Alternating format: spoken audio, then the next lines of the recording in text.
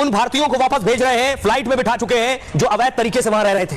Trump ने 205 भारतीयों को वापस भेज दिया है। जी हां, उन भारतीयों को, क्योंकि पहले भारत सरकार से बात हो चुकी थी, जो अवैध तरीके से वहां रह रहे हैं प्रवासी, उन्हें वापस भेजने पर। अगली तस्वीर में आपको दिखाऊं, बाकायदा इसी तरह से वहां अमेरिका का जो एयरफोर्स का ग्लोब मास्टर है, उसके जरिए उसमें बिठाकर इन भारतीयों को वापस भेजा जा रहा है और अमृतसर एयरपोर्ट पर सुबह यह विमान लैंड करेगा।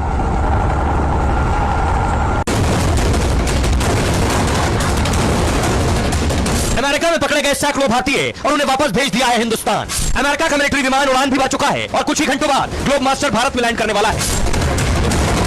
इस विमान से जो लोग आ रहे हैं वो अवैध प्रवासी हैं, यानी बिना कागज और जरूरी दस्तावेज के अमेरिका में रह रहे थे।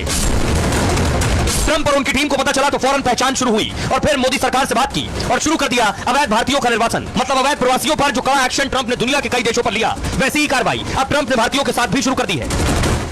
अब देखिए जरा कौन लोग हैं, कैसे आ रहे हैं, इन्हें कैसे पकड़ा गया, कहां उतरने वाले हैं, कौन ये भारतीय है। यह है वो विमान जिससे इन्हें भारत भेजा गया है। अमृतसर एयरपोर्ट पर लैंड हो गया विमान। अवैध प्रवासियों पर ट्रंप ताबड़तोड़ एक्शन ले रहे हैं, वो किसी भी देश का हो। भारतीयों पर भी ट्रंप ने कार्रवाई शुरू कर दी है। अमेरिका ने 205 ऐसे भारतीयों को वापस भेजा है जो अवैध तरीके से काफी दिन से अमेरिका में रह रहे थे, यानी बिना पूरे कागज दस्तावेज के अमेरिका में थे। अमेरिका ने मिलिट्री विमान से इन भारतीयों को भेजा। C-17 ग्लोब मास्टर अमेरिका से उड़ान भर चुका है। ग्लोब मास्टर दुनिया का सबसे बड़ा मालवाहक विमान है। एक साथ ये करीब 300 लोगों को ले जा सकता है। 205 भारतीयों को ला रहा विमान कल अमृतसर में उतरेगा।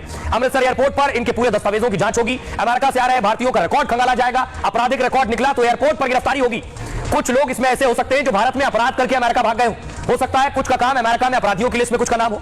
अपराधियों के खिलाफ केस दर्ज कर आगे की कार्रवाई की जाएगी। क्लीन चिट और पड़ताल के बाद लोग अपने पैतृक जिले तक चले जाएंगे। एयरपोर्ट पर ही इस बात की पूरी जांच पड़ताल की जाएगी। एक रिपोर्ट के मुताबिक अमेरिका में 7 लाख अवैध भारतीय हैं। इनमें से 18,000 से ज्यादा का नाम ट्रंप की लिस्ट में। ट्रंप के एक्शन से 18,000 भारतीयों को अमेरिका छोड़ना होगा। अब जो कुछ ट्रंप कर रहे हैं इसके खिलाफ प्रदर्शन हो रहा है, वहां अमेरिका में भी ट्रंप के खिलाफ प्रदर्शन हो रहा है। ये देखिए, ये आप देख रहे हैं, क्योंकि वहां लाखों लोग हैं जो अवैध तरीके से रह रहे हैं।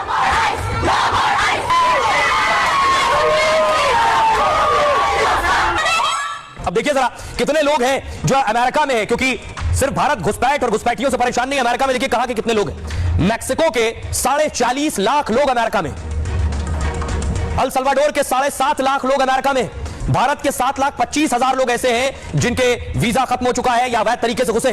ग्वाटेमाला के 6,75,000 लोग ऐसे हैं और होंडुरास के 5,75,000 लोग। इतनी आबादी अमेरिका में है जो अवैध तरीके से रह रही है। सुनिए जरा भारत का क्या कुछ कहना है, क्योंकि जिन भारतीयों को भेजा जा रहा है इस पर पहले दोनों देशों ने बात की है, भारत तैयार हुआ है, इसके बाद उन्हें वापस भेजा जा रहा है। सुनिए।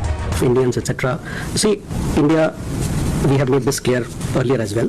केवल अमेरिका में ही नहीं बल्कि दुनिया में कहीं भी रहने वाले भारतीयों के लिए, यदि वो भारतीय नागरिक हैं और निर्धारित समय से अधिक समय तक रह रहे हैं या किसी विशेष देश में उचित दस्तावेजों के बिना हैं, तो हम उन्हें वापस ले लेंगे, बशर्ते वो हमारे साथ दस्तावेज साझा करें ताकि हम उनकी राष्ट्रीयता की पुष्टि कर सकें और ये सुनिश्चित कर पाएं कि वो वास्तव में भारतीय हैं। Without proper documentation, we will take them back, provided यदि ऐसा होता है तो हम मामले को आगे बढ़ाएंगे और उनकी भारत वापसी की सुविधा प्रदान करेंगे। Indians. अब देखिए सवाल यह है कि अमेरिका ने जिन लोगों को पकड़ा जो अवैध तरीके से रह रहे थे उन्हें भेज दिया। भारत में भी लगातार ऐसे घुसपैठियों को पकड़ा जा रहा है जो अवैध तरीके से रह रहे हैं। कोई बॉर्डर पार करके आया छुपकर, किसी के पास कोई दस्तावेज नहीं, किसी ने फर्जी दस्तावेज बनवा लिया। अगली तस्वीर में आपको दिखाऊं, बांग्लादेशी पकड़े जा रहे हैं देश के अलग अलग राज्यों से, लेकिन सबको क्या वापस भेज पा रहे हैं हम, या मुश्किल कहां है। अमेरिका भारत भेज रहा है, लेकिन हम आकर बांग्लादेश या म्यांमार से जो रोहिंग्या है उन्हें क्यों नहीं भेज पा रहे। भारत में अवैध रूप से रहने वाले प्रवासी करोड़ों में, लेकिन हिंदुस्तान अमेरिका जैसी कार्रवाई कभी नहीं करता है। इसकी बड़ी वजह है भारत की खास विदेश नीति।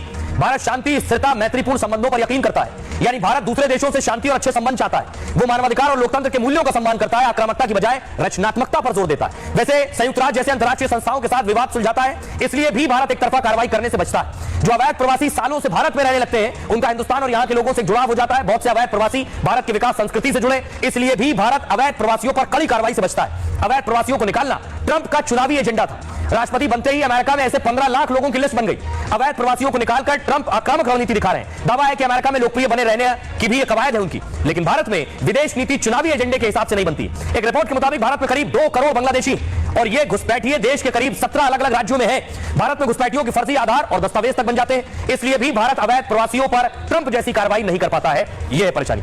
आइए आपको हमारे साथ खास मेहमान जुड़ रहे हैं, दीपक बोरा साहब कई मुल्कों में रहे हैं। दीपक बोरा साहब, सवाल यह है, अमेरिका ट्रंप जिन अवैध लोगों को वापस भेज रहा है आसानी से, हमारे देश में जो अवैध तरीके से रहते हैं हम उन्हें इस तरह से नहीं भेज पाते हैं। हमने अभी बताया कि हमारी नीति में का हिस्सा है, या कैसे संभव है जो बांग्लादेश से आए हैं उन्हें वापस भेजा जा सके, जो म्यांमार के हैं उन्हें वापस भेजा जा सके। अमेरिका में राष्ट्रपति की जो पावर है उसको हम कहते हैं ओवरवेलमिंग पावर। उन्होंने एक हस्ताक्षर किया, उसको एग्जीक्यूटिव डिक्री कहते हैं। फौज को बोला कि आपका काम नहीं है मेक्सिको के साथ मिसाल के तौर पे जो हमारा बॉर्डर है और जो गैर कानूनी तरीके से लोग आते हैं उनको वापस धकेलना, लेकिन अब मैं आपको ये अथॉरिटी दे रहा हूं, आप जाइए उनको वापस कर दीजिएगा। और फिर मजेदार चीज ये है कि अमेरिका की जो आईस है जिसको कहते हैं इमिग्रेशन एंड कस्टम एनफोर्समेंट, वो गुरुद्वारों में गए हैं, वो मस्जिदों में गए हैं और वहां पर जो गैर कानूनी तरीके से लोग रहते थे उनको उन्होंने वहां से निकाल कर उनके देशों में वापस भेज दिया। हम क्यों नहीं ये कर पा रहे? क्योंकि भारतीय मूल के जो गैर कानूनी तरीके से लोग रह रहे थे अमेरिका में वो भी वापस आ रहे। संविधान में अगर हम चाहें संशोधन कर सकते थे कि जो भी कोई गैर कानूनी तरीके से व्यक्ति यहाँ पर आएगा उसको तुरंत हम बाहर निकाल देंगे, उसको सजा दी जाएगी और फिर जिस देश से वो आया है वहां पर हम उसको वापस भेज देंगे। हमारी इतनी आज ताकत है कि हमारी इस मामले में कोई मुखालफत नहीं कर सकता।